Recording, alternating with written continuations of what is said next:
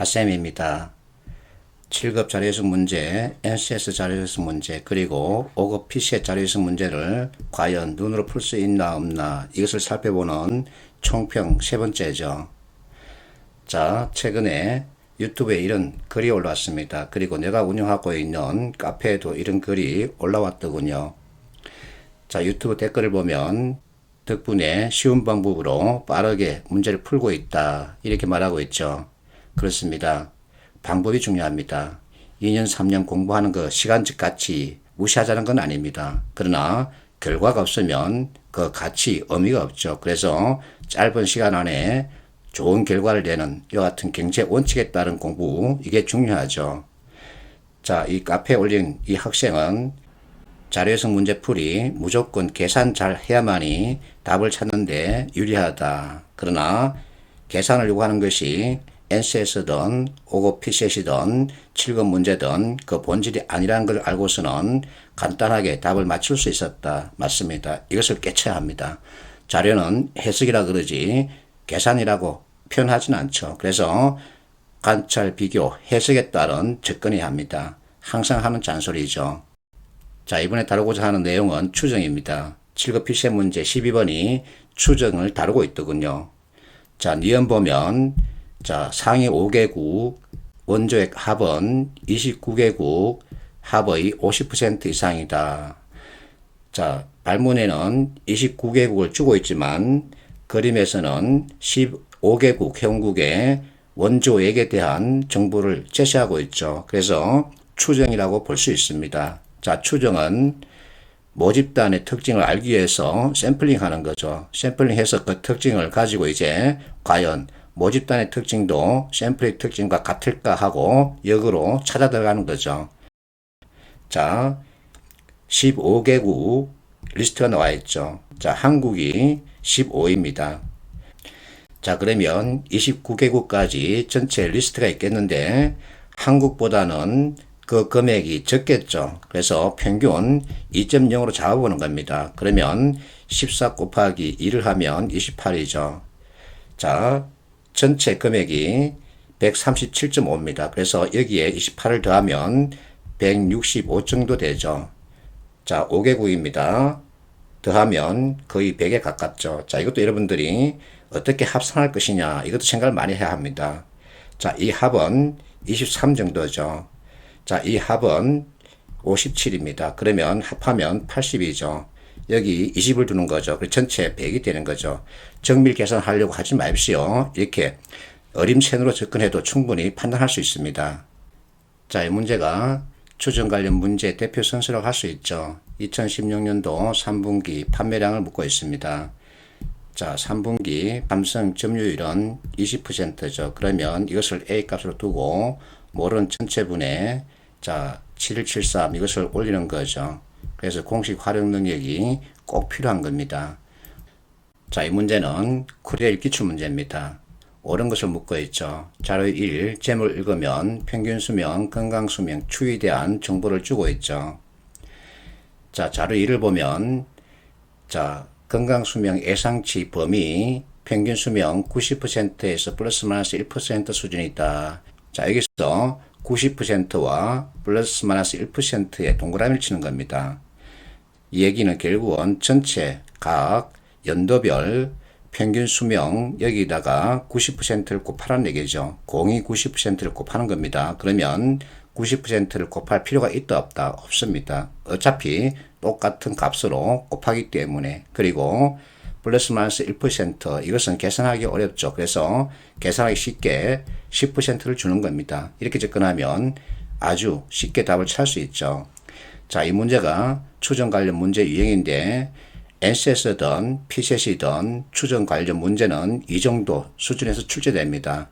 추정 자체가 워낙 어렵기 때문에 이 정도를 벗어난 문제는 출제되지 않고 있습니다. 핫쌤 전공이 통계학이기 때문에 여기에 대해서는 내가 잘 설명할 수 있죠. 내가 학교 다닐 때는 추정을 참 재밌게 공부를 많이 했습니다. 재밌습니다. 근데 어렵습니다.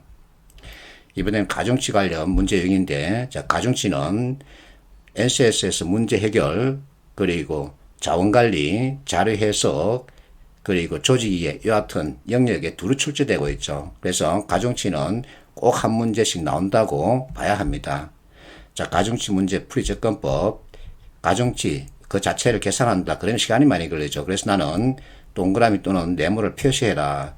이 표시를 많이 받은 놈이 가장 유리한 겁니다. 자, 여기서 정 보세요. 각 과목별 점수 이렇게 체크하면 가장 많이 받은 놈이 누구일까? 정이죠. 그러면 이와 같은 가중치를 계산하지 않고도 이것을 판단할 수 있죠. 자, 이 문제는 코레일 기출 문제인데 아주 복잡한 내용인 듯 보여도 접근 방법은 아주 간단합니다. 자, B가 1등이라 그러죠. E가 2등이랍니다. A가 3등, D가 4등, C가 5등이라죠. 이것만 파악하고도 바로 답을 찾을 수 있습니다. 자, 선택해 보세요. 1번 논리력, 순발력 서로 비교하라 그러죠. 자, 논리력이 가중치가 높답니다. 왜 높다고 말할 수 있을까? 자, 논리력에서 만점을 받으면 몇 등을 차지하나? 1등을 차지하죠. 순발력에서 만점을 받으면 자, 3등, 그리고 4등, 그리고 2등입니다. 그래서 순발력보다는 논리력에 가중치를 더 높게 두고 있다. 이렇게 의미를 부여할 수 있죠. 이렇게 접근하면 됩니다. 그러면 답이 눈에 보이죠. 자, 이번엔 변수에 대한 얘기인데 변수는 크게 종속 변수와 독립 변수로 나눌 수 있죠. 여러분들이 중고등학교 때 공부를 했습니다. 그래서 이렇게 복잡한 내용도 변수 관점에서 접근하면 답이 눈에 보이죠.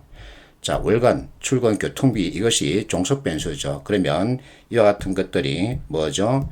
독립 변수입니다. 그래서 종속 변수와 독립 변수 관점에서 독립 변수 어느 만큼 영향을 주느냐 이와 같은 관점에 접근하면 답을 바로 찾을 수 있죠. 앞에서 했듯이 가장 불리한 놈 찾아가는 겁니다. 이게 찾아가면 이제 답이 눈에 보이죠. 가장 많이 동그라미 횟수를 받은 놈, 을이 가장 불리하죠.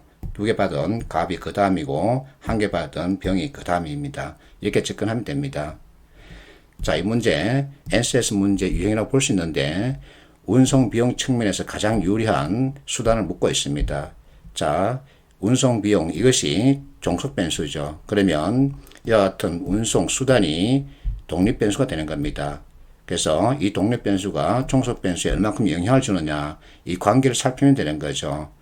자, 운임에서 가장 큰 영향을 주는 것은 뭐죠? 기본 운임입니다. 그러면 최소 운송비를 묻고 있기 때문에 연한 해석은 무조건 들어가야 합니다. 그래서 연한 해석만 찾아가면 답은 눈에 보이는 거죠. 이렇게 접근하자는 겁니다. 자, 이 문제는 행시 피세 문제인데 자, 발문해 보면 총 운송비 최소를 하는 입지를 고르라 그러죠. 앞에서 같습니다. 자, 총 운송비 최소다 그러면 경제 원칙이죠. 최소 비용 최대 효과입니다. 그리고 총 운송비 이것을 종속 변수로 두고 이와 같은 요소를 독립 변수로 두는 거죠. 그러면 자, 가장 크게 영향을 주는 것은 무엇일까? 자, 비용 보세요. 나무 2, 흑연 5, 연필 2입니다. 그러면 가장 많이 드는 흑연을 제로로 시키면 되는 거죠. 이와 같은 관점에서 접근하면 이거 계산 필요가 없는 거죠. 즉 흑연 산재다 공장을 지으면 총 운송비는 최소화가 되는 거죠. 그래서 답은 C번이죠. 자, 이번에는 특정 개념에 대한 이해죠. MC는 겹치지 않고 빠짐없이 이 사고를 말합니다. 문제 해결에서 이것은 아주 중요하죠. 특히 사고력에서 많이 다루고 있습니다. 자, 국가 채무 이것은 적자성 채무와 금융성 채무의 합이다. 자, 이 그림 1에 제목을 읽으면 비율추이죠. 결국은 이 비율도 이렇던 공식으로 나타낼 수 있다는 겁니다. 전체 국가 채무 비율은 적자성 비율, 금융성 비율의 합으로 나타낼 수 있다는 얘기죠. 그래서 자, 이것이 국가성 채무 비율입니다. 그러면 이것이 적자성 채무 비율이기 때문에 금융성 채무 비율은 이렇게 그림을 표시할 수 있는 거죠. 실제는 이 금융성 채무 비율 그래프가 여기에 있겠죠. 그러나 서로 비교하기 쉽게끔 중간에 그려보는 겁니다. 그러면 이제 이 그래프 기울기 가지고 판단할 수 있죠. 이렇게 접근하면 됩니다. 그래서 개념적 사고가 필요한 거죠. 자, 이 문제 기출 문제입니다. 2번 보세요. 자, 가계 비금융자산 비율 이것을 묻고 있는데 표 1을 보세요. 가계 금융자산 비율이죠. 그러면 비금융자산 비율은 MEC 사고죠. 전체 비율은 금융자산 플러스 비금융자산 비율 이렇게 표현할 수 있는 거죠. 그래서 MEC 사고 또는 여사건 개념의 사고가 필요한 거죠. 자, 이 문제 피셔 문제입니다. 이 문제에 대한 선택지 질문 뭐냐 하면은 1번 보세요. 2008년입니다. 지지정당 옵션 비율이 낮아졌다. 이것이 A이고 이것이 B입니다. 그러면 1번 진술은 지지하는 정당이 있다 없다 이것을 보라는 얘기죠. 그래서 문장 이해력이죠. 자, 지금 내가 표시하고 있는 이 영역은 지지하는 정당이 없다는 뜻이죠. 그래서 2008년 지지한 정당이 낮아졌죠. 그래서 이와 같이 보자는 겁니다. 그러면 이와 같은 복잡한 데이터 보지 않고도 답을 찾을 수 있죠.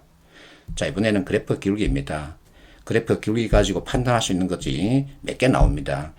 자, 이 문제 여기서 이 값을 서로 비교하는 거죠. 자, 재배업은 처음에는 플러스였다가 두 번째는 마이너스입니다. 축산업은 처음에는 마이너스였다가 두 번째는 플러스였죠. 근데 이제 이 비율의 크기 가지고 그래프를 그려보는 거죠. 이렇게 접근하면 아주 쉽게 판단할 수 있죠. 그래서 기울기 값을 구하자는 것이 아니라 기울기 개념 가지고 문제를 보자는 거죠. 자, 이 문제 SS 문제인데 이것을 보세요. 공급 능력 증가폭, 설비 능력 증가폭 이렇게 비교하라 그러죠. 자, 설비 공급입니다. 그러면 2011년, 2013년 이 두 개를 서로 비교하는 거죠. 자, 이것과 이것을 비교하는 겁니다. 그러면 그래프 기울기 가지고 바로 판단할 수 있죠. 그래서 내가 자꾸만 여러분들이 20년간 학교에서 공부한 그 이론에 따라서 만들어진 개념 가지고 문제를 보자는 겁니다. 그러면 쉽게 접근할 수 있고 많이 풀 수 있고 또 정확도를 높일 수 있죠. 이렇게 해서 원하는 점수 받으면서 면접 열차 타러 가면 기분 좋죠. 파이팅 하십시오.